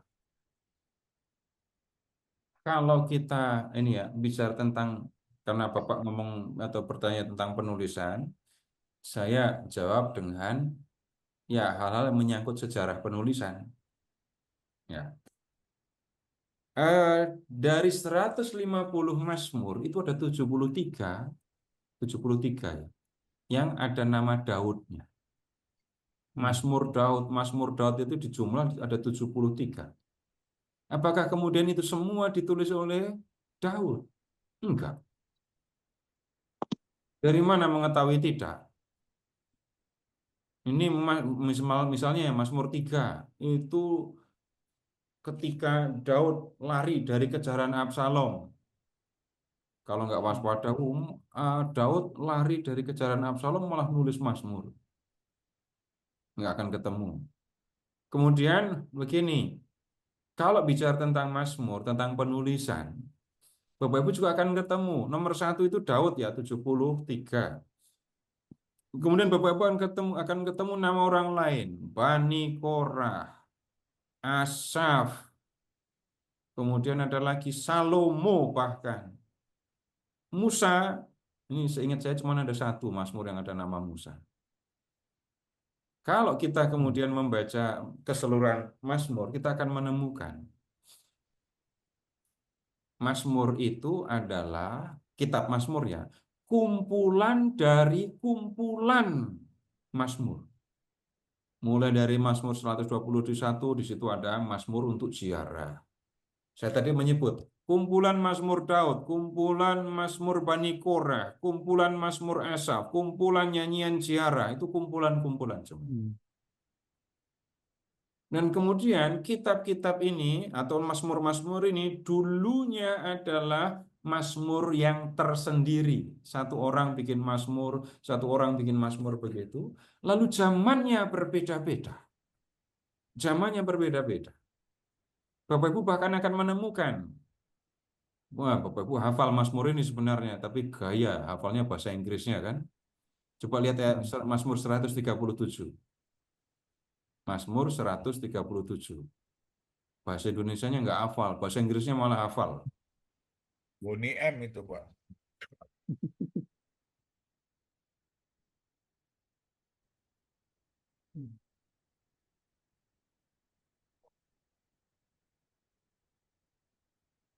Babylonia. In the river of Babylonia. Ya, Bu Leni bisa langsung berdiri dan nyanyi, Bu.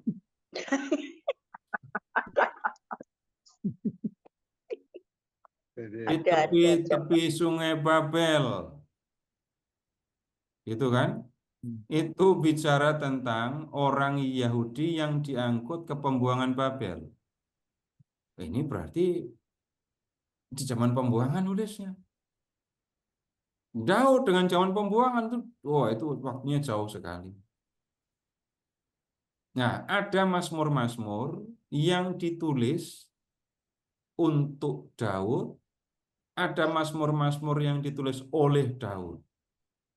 Ada juga Mazmur-Mazmur yang ditulis, nah ini cuma mau jawab pertanyaan ini aja, tapi ngomongnya banyak sekali ini ya. Ditulis atas nama, dengan meminjam nama Salomo, Daud, kemudian ini Musa. Kenapa saya mengatakan ini bukan dari Musa tapi ditulis atas nama Musa? Ya, Musa itu nggak pernah tidak berbicara tentang kisah penciptaan, Pak. Jadi kalau Bapak Ibu membaca Taurat, Kejadian bab 1, 2 itu kan penciptaan alam semesta. Tapi kisah itu ditulisnya justru di zaman pembuangan Babilonia. Nah, coba lihat, sebelum gunung-gunung dilahirkan, bumi dan dunia diperanakkan, bahkan dari selama-lamanya sampai selama-lamanya Engkau lah Allah. Engkau mengembalikan manusia kepada debu dan seterusnya. Kalau kita membaca keseluruhan Mazmur 90, ini umum tentang manusia, kan? Kecuali kita menemukan ini spesifik kisah keluaran atau orang Israel di Mesir, mungkin kita masih harus bertanya, jangan-jangan memang Musa yang menulis. Tapi kalau ini melihat gagasannya gitu ya, ini kayaknya bukan Musa yang nulis. Kok bisa tahu gagasan itu menunjukkan tahun? Ya, Bapak Ibu begini saja, Bapak Ibu ngikuti lagu-lagu. Sekarang Bapak Ibu, saya yakin Bapak Ibu bisa jawab. Syair-syair lagu yang memakai kata suratan itu tahun berapa?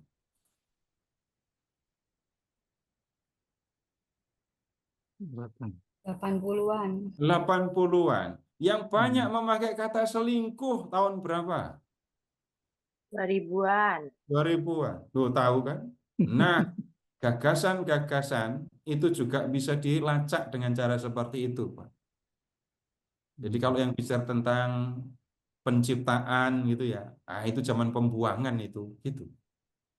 Jadi saya mengatakan nggak cukup mengatakan bukan Musa. Ini kalau saya jawab bukan Musa, terus siapa, gitu kan?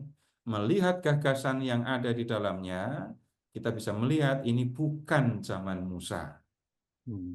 Bisa jadi zaman pembuangan. Nah, dasarnya adalah di dalam teks tidak ada singgungan tentang pengalaman Musa, tetapi ini justru lebih menampakkan pemahaman dan pengalaman zaman pembuangan. Engkau sungguh kami habis lenyap karena murkamu, dan karena kehangatan amarahmu kami terkejut. Engkau menaruh kesalahan kami di hadapanmu, dan dosa kami yang tersembunyi dalam cahaya wajahmu. Sungguh, segala hari kami berlalu karena gemasmu. Kami menghabiskan tahun-tahun seperti keluh.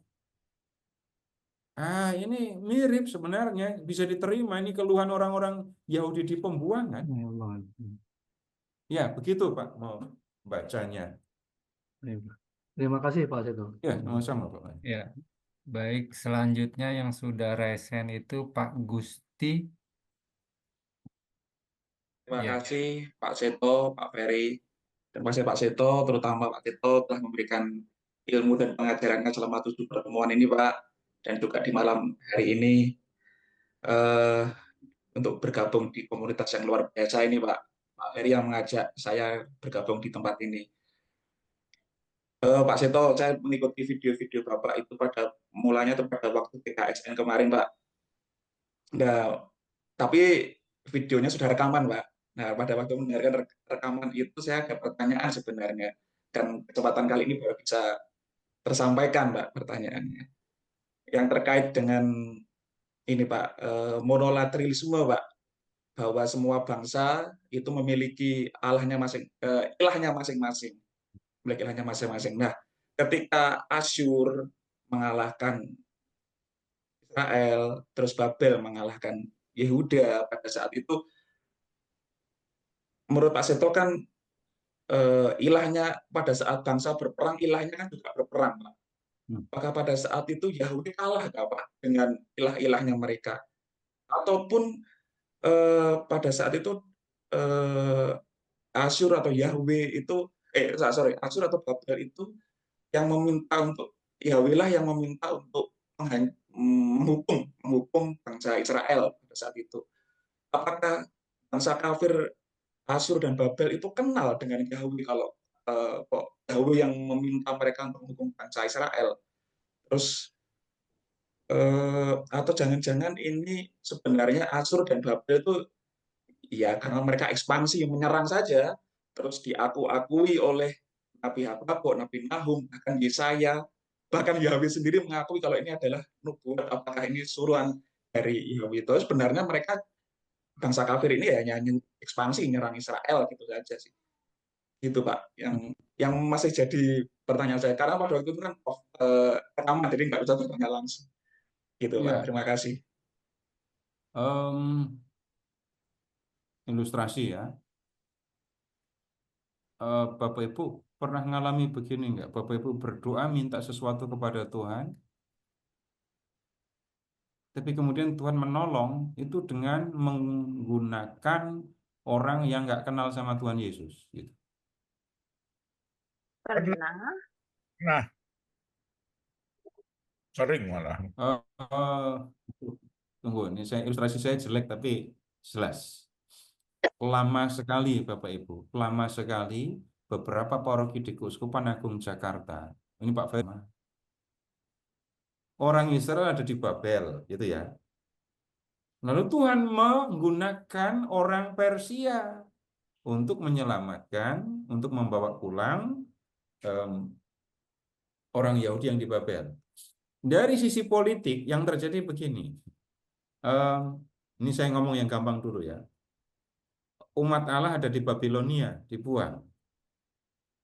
Kemudian Persia mengalahkan Babel, orang Yahudi di Babel boleh pulang ke negeri mereka.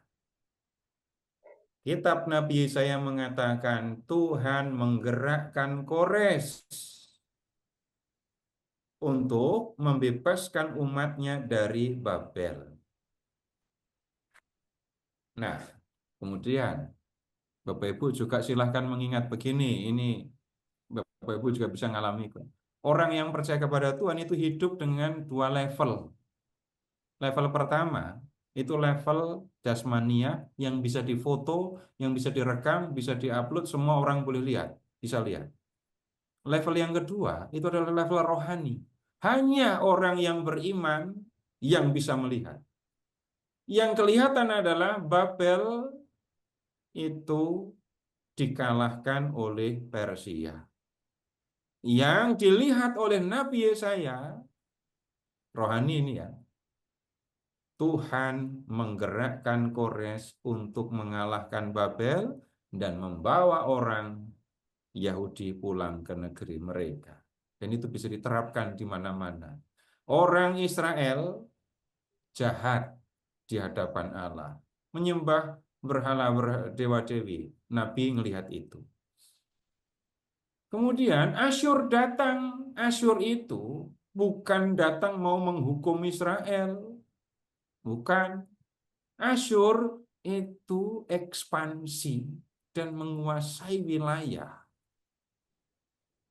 Dan ketika mereka berkuasa, ini luar biasa. Asyur itu ngacak-ngacak penduduk. Suatu wilayah yang dikuasai, penduduknya diangkut, dipindah. Nanti orang lain yang di wilayah lain yang dikuasai dipindah ke tempat yang lain lagi. Asyur itu punya tujuan melakukan ekspansi. Babel juga melakukan ekspansi. Nah, ketika misalnya ya Asyur melakukan ekspansi, lalu mengalahkan Israel, maka yang dilihat oleh Nabi adalah Israel berdosa, maka Tuhan mengerahkan Asyur untuk menghukum umatnya. Tapi kemudian ketika Asyur itu berlaku kurang ajar, jahat beneran, Tuhan nggak akan diam. Gantian Asyur yang akan dihukum. Yesaya bab 11 cerita tentang itu. Dan kemudian yaitu yang bicara tentang hancurnya Niniwe, kitab Nahum. Nah, itu. Oh, Tuhan itu loh. Ini dari sisi Nabi, ingat level rohani tadi ya. Tuhan mengerahkan Asyur untuk menghukum umatnya. Tapi Asyur jahat sekali, maka Tuhan akan menghukum Asyur. Sisi rohani. Kalau dari level jasmania, ya Asyur melakukan ekspansi, mengalahkan Israel dan negeri-negeri lain. Asyur melemah, Babel menguat, Babel mengalahkan Asyur. kitab suci, Bapak Ibu, ditulis di level rohani itu, bukan di level jasmani. Jadi apa yang dilakukan Tuhan, Bapak Ibu nggak bisa foto, nggak bisa direkam, nggak bisa. Hanya orang yang percaya kepada Allah, yaitu orang-orang Israel, yang bisa melakukan itu. Kemudian, begini, kepercayaan mengenai kekuasaan Yahweh itu, Bapak Ibu, perkembangannya lambat sekali, tapi memang ada. Sekarang Bapak Ibu tolong membuka kitab Kejadian bab 23. Kejadian ya.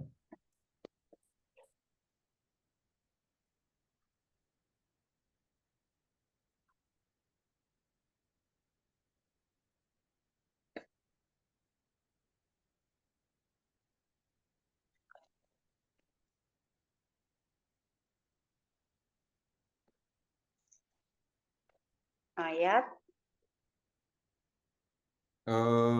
Bentar. Bab 23 itu kan Sarah meninggal ya. Kemudian setelah Sarah meninggal, Bapak Ibu, baru Abraham nyariin jodoh buat Ishak. Untuk mencari jodoh, cari istri ya. Untuk Ishak, Bapak Ibu lihat sekarang bab 24 ayat 1. Oh, ayat 2. Ada hamba Abraham yang diutus ya untuk bersumpah untuk apa? Mencarikan istri bagi Ishak. Bukan di tanah Kanaan. Lihat di ayat bentar. Di tempat asal Abraham sebenarnya. Ayat 5. Kemudian sekarang Bapak Ibu lihat, setelah sampai di tujuan, hamba itu berdoa, ayat 12. Perhatikan doanya. Ayat 12, lalu berkatalah ia, Tuhan, Yahweh, itu ya. Allah siapa? Bukan Allah kami. Enggak disebut Allah kami. Tapi Allah Allah Tuanku Abraham. Ya, Allah Tuanku Abraham. Kemudian silakan pindah ke Kejadian bab 27. Yakub di Betel. Yahweh menjumpai Yakub di Betel. Bab 28, Kejadian 28 ayat 13. Berdirilah Yahweh di sampingnya dan berfirman, Akulah Yahweh, Allah Abraham nenekmu dan Allah Ishak. Allah Abraham dan Allah Ishak, bukan Allah segala bangsa, belum. Kemudian Bapak Ibu ketika menampakkan diri kepada Musa, Yahweh berkata, Akulah Tuhan Allah, akulah Allah ayahmu, Allah Abraham, Allah Ishak, dan Allah Yakub. Setelah Yakub menurunkan 12 suku yang menjadi bangsa Israel, Yahweh menjadi Allah Israel. Dalam perjalanan waktu, Yahweh harus berhadapan dengan bangsa-bangsa lain. Nah, itu kalau baca teks, tapi dalam kenyataan yang kita lihat apa? Orang seperti Nabi Yesaya melihat dewa-dewi, berhala-berhala bangsa-bangsa itu sebenarnya cuma patung. Tidak ada, yang ada cuma Yahweh Allah Israel, yang lain nggak ada. Itu keyakinan Israel kemudian. Di perjanjian baru Allah Israel itu menyatakan diri dalam diri Yesus. Bapak Ibu, ini saya tidak mengada-ada, tapi perkembangan pemahamannya begitu, atau kalau pakai bahasa rohani, pewahyuan Allah itu bertahap, tidak langsung jadi. Bapak Ibu jadi bingung nggak saya ngomong apa ya? Monolatri harus dipahami dengan begitu. Ya. Jangankan sebangsa-bangsa, keluarga-keluarga punya Allah sendiri. Bapak Ibu bisa mengingat gini dah. ketika Laban ngejar Yakub, nyari apa? Terafim. Itu berhala domestik itu. Jadi berhala yang disembah di rumah. Kemudian itu yang nakal itu Rahel itu. Udah terafim berhala yang disembah bapaknya ditaruh di bawah pantatnya padahal dia sedang menstruasi. Wah, itu najis sekali itu. Kasihan itu berhalanya itu. Ya, begitu, Pak. Ya Pak Seto, berarti bisa dikatakan nubuat Nabi itu post factum ya Pak ya? Karena kan setelah kejadian penerangan baru dimaknai ini adalah hukuman dari Yahweh gitu kan Pak? Bisa dikatakan seperti itu Pak? Atau Semuanya ditulis setelah semuanya terjadi. Jadi tidak teks Alkitab itu bukan laporan pandangan mata. Bahkan begini, nabi-nabi yang menyampaikan ancaman hukuman, ya, itu teksnya ditulis setelah ancaman hukumannya itu terjadi. Jadi saya pakai kata nubuat ya. Nabi bernubuat karena kamu tidak bertobat, kamu akan hancur. Istilah hancur beneran, baru ditulis. Oh, ya. Begitu membacanya. Siap. Terima kasih Pak Seto. Ya, sama-sama, Pak. Pak Seto, Bapak Ibu kalau belajar pengantar begini, ini Bapak Ibu akan ketemu apa nyebutnya ya, informasi pengetahuan yang apa adanya. Tapi nanti jangan pernah lupa, ini sarana, ini informasi yang kita perlukan supaya kita bisa membaca Alkitab dengan baik, dengan benar, dan memahami kehendak Allah. Nah, itu yang dituju. Kalau pakai bahasa Injil Yohanes, supaya Bapak Ibu masuk surga. Ya, jadi omongan yang kayak gini, kayaknya sepele-sepele atau kadang-kadang bikin pusing, nggak bisa diterima gitu ya. Itu baru bisa dikatakan awal. Nanti kalau sudah belajar yang lebih lanjut, nah nikmati indahnya firman Allah. Begitu. Terima kasih Pak Seto. Silahkan. Pak Seto, satu pertanyaan lagi Pak, mungkin karena ada 5, masih ada sekitar 10 menit. Dari tadi Pak Rifki Lukmanto sudah raise hand. Silakan Pak Rifki. Apakah masih monitor? Oh iya. Iya, selamat malam Pak. Iya, selamat malam. Terima kasih Pak Seto, ini kembali karena kebetulan Musa nih Pak. Tadi lagi Musa. Saya ngelihat di yang kurang paham di Musa bab 4 ayat 24. Di kitab apa Pak? Kitab Keluaran. Keluaran 4 ayat 24. Saya coba baca dari sebelumnya, ini juga karena di sini dikatakan, tetapi di tengah jalan, di suatu tempat bermalam, Tuhan bertemu dengan Musa dan berikhtiar untuk membunuhnya. Nah, ini apakah Tuhan memang membunuh Musa? Lalu Sipora mengambil pisau batu, dipotongnya kulit katam anaknya, kemudian disentuhnya dengan kulit itu kaki Musa sambil berkata, sesungguhnya engkau pengantin darah bagiku. Nah, kalau saya memahami ini, apakah memang karena Sipora membela untuk menyelamatkan Musa sehingga tidak dibunuh? Seperti itu kita, Pak Seto. Iya, ini Tuhan membingungkan. Ya. Karena di bab 2, bab 3, bab 4, ya boleh Bapak Ibu silahkan lihat ya dulu ya, bab 3 ya. Lihat ke ayat 10, bab 3 ayat 10.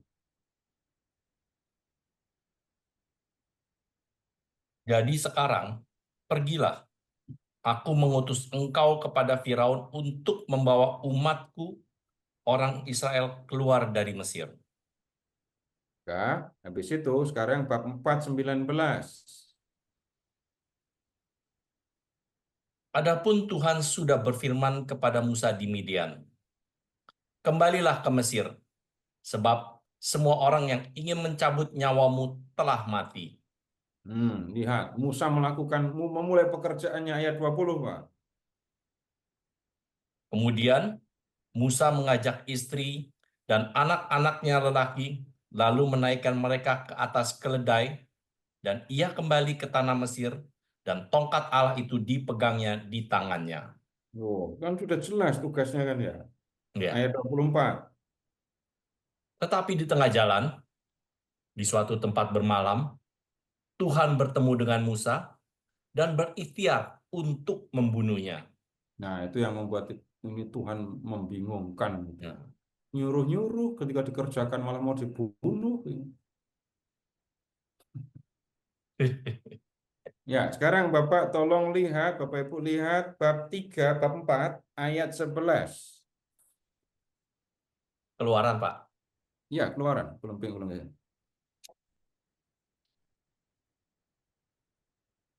Keluaran 4, ya, ayat 11.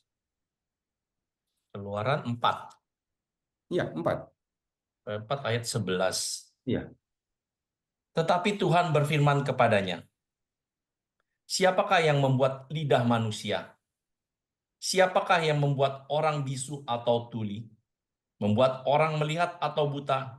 Bukankah aku, yakni Tuhan? Jadi kalau ada orang tuli siapa yang buat? Tuhan. Kalau ada yang buta siapa yang buat?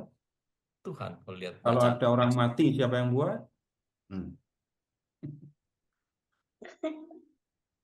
Nah, mengingatnya begini, Bapak Ibu, ini kalau membaca perjanjian lama secara umum, Bapak Ibu itu begini mengingatnya, apapun yang terjadi pada manusia itu Tuhan yang membuat. Mau susah, mau senang, Tuhan. Mau cacat, mau lengkap, Tuhan yang buat. Mau tetap hidup, mau mati, Tuhan yang buat. Nah, Bapak Ibu, kalau sekarang kita bisa membaca teks yang Tuhan berikhtiar untuk membunuh Musa ini dengan dua cara. Cara yang pertama yang barusan saya sebutkan. Kalau Musa mau menjalankan tugas, pulang dari Midian ke Mesir, Musa di tengah jalan mengalami celaka dan mau mati. Maka kemudian, wah ini Tuhan yang buat, maka dikatakan Tuhan mau membunuh Musa. Itu yang pertama. Kemudian yang kedua, begini. Bapak Ibu lihat ya, ayat 25. Bab. Ya, masih bab 4, belum geser. Lalu Sipora mengambil pisau batu. Dipotongnya kulit katan anaknya, kemudian disentuhnya dengan kulit itu kaki Musa sambil berkata, sesungguhnya engkau pengantin darah bagiku. Nah, sekarang begini, Musa itu sunat apa enggak? Mau pertanyaannya susah ini kan ya. Susah pertanyaannya. Tapi kalau kita membaca Keluaran bab 2, kita tidak akan menemukan kalimat yang menunjukkan Musa sunat. Kemudian begini, Musa itu bertugas atau dipercaya untuk membawa orang Israel masuk ke tanah yang dijanjikan oleh Tuhan. Tanah yang dijanjikan oleh Tuhan. Dan yang akan masuk adalah orang-orang yang ikut dalam perjanjian. Dalam kitab Kejadian bab 17, keturunan Abraham harus disunat. Harus disunat. Bapak Ibu ada teks yang aneh kalau kita membaca kitab Yosua. Bapak Ibu tolong ke kitab Yosua dulu ya. Yosua. Bab 5.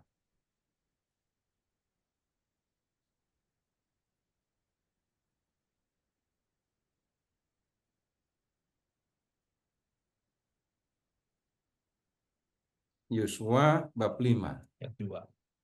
Ya, kemudian Bapak Ibu lihat bab 6. Di bab 6 itu kan jatuhnya Yeriko. Ini kan perang kan ya? Perebutan Yeriko ini perang. Nah, kok sebelum perang lihat bab 5, sunatan massal. Mau perang kok malah sunatan massal, gimana sih? Sunatnya kedua kali lagi Pak Seto, bab 2. Untuk kedua kalinya. Itu untuk maksudnya sunat pertama itu di Mesir, sunat kedua itu turun. Bukan satu orang sunat 2 kali. Oh. Nah, yang mau masuk Kanaan, yang boleh masuk Kanaan adalah yang masuk dalam perjanjian dengan Tuhan dan tandanya adalah disunat. Karena itu yang mau masuk Kanaan harus sunat dulu. Maka inilah sunat massal ini. Sekarang tugas Musa apa? Membawa orang Israel dari Mesir ke Kanaan. Dari Mesir ke tanah yang dijanjikan Tuhan, yang kalau mau masuk harus masuk dalam perjanjian dengan Tuhan yang ditandai dengan sunat. Nah, lihat, Zipora menyunat anaknya dan menyentuhkannya pada kaki Musa. Oh. Dan kemudian itu simbol Musa disunat. Karena tugasnya adalah membawa orang Israel ke tanah yang dijanjikan Tuhan. Dan kalau mau masuk harus masuk dalam perjanjian. Dan perjanjian itu ditandai dengan sunat. Maka ya Musa harus disunat dulu. Tapi sunatnya hanya sunat simbolis yang disunat anaknya. Jadi celaka yang menimpa Musa dalam perjalanan ke Mesir itu peringatan supaya Musa disunat dulu sebelum menjalankan tugas. Nah, Bapak Ibu, kalau saya menyebutkan teks di sana sini, tolong diperhatikan itu. Jangan nyebut-nyebut nama saya kalau berargumentasi ya.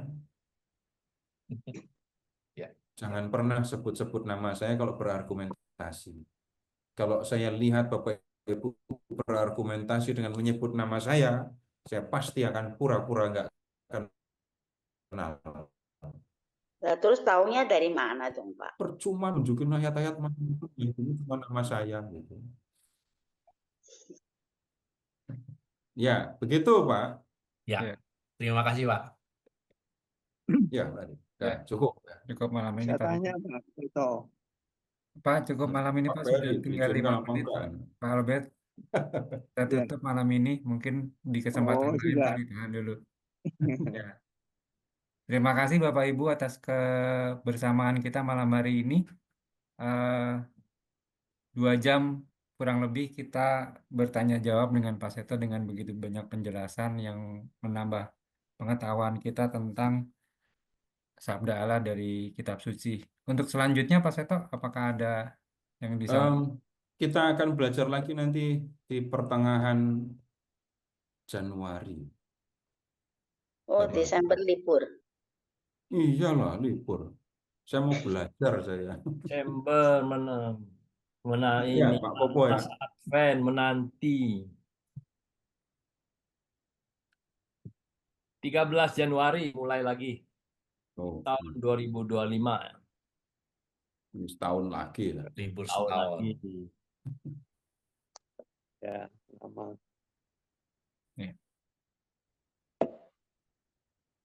Ya. Baik, mari kita berdoa. Dalam nama Bapa dan Putra dan Roh Kudus. Amin. Ya Allah, Bapa yang Maha Kasih, kami bersyukur kepadamu karena Engkau telah menciptakan kami, mengasihi kami, dan menghendaki agar kami hidup bersamamu dalam kemuliaan surgawi. Bapa yang Maha Kasih, kami telah bertekun untuk mendengarkan firman-Mu, untuk mempelajari firman. Kami percaya bahwa firman yang Kau taburkan dalam diri kami akan menggerakkan kami supaya kami dapat hidup mengikuti apa yang Kau kehendaki. Bapa, bantulah kami agar tetap setia dan bertekun untuk mendengarkan firman, karena firman yang harusnya menjadi pedoman hidup kami dan menjadi kekuasaan yang menggerakkan kehidupan kami. Ya Allah, Bapa kami juga mohon kepadamu, bangkitkanlah kesadaran saudara-saudara kami, agar mereka memahami pentingnya mendengarkan dan memahami firman yang Kau sampaikan kepada kami, agar mereka dengan mempelajari firman-Mu, dengan mendengarkan firman-Mu, menikmati relasi pribadi denganmu di dalam kehidupan. Kobarkanlah semangat kami Bapa untuk terus mendengarkan firman-Mu, dan panggillah sebanyak anak-anak-Mu yang belum menyadari pentingnya firman itu, agar mereka tergerak, terpanggil untuk mempelajarinya juga. Bunda Maria, kami serahkan diri kami sepenuhnya dengan usaha-usaha kami dalam doa-doa-Mu. Salam Maria, penuh rahmat, Tuhan sertamu. Terpujilah engkau di antara wanita, dan terpujilah buah tubuhmu, Yesus.